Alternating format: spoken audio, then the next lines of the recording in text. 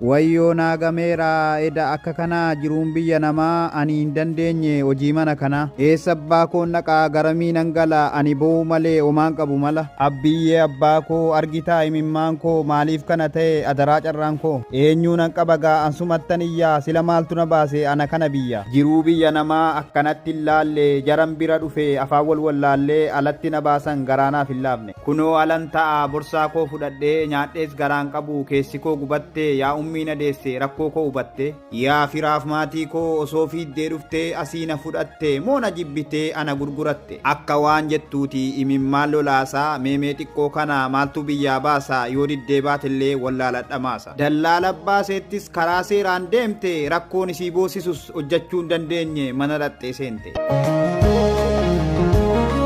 nuti jaaniin agarra obboleeyyan keenya yoo siin rakkattes miidiyaa irraa agarree achumaa dhageenya jabaadhu jechuu malee maal gochuu dandeenya utuu akka keenya hin deemtu biyya keessa ati maal balleessite nu laaltee adeemtaa nutti ta'e fakkeenya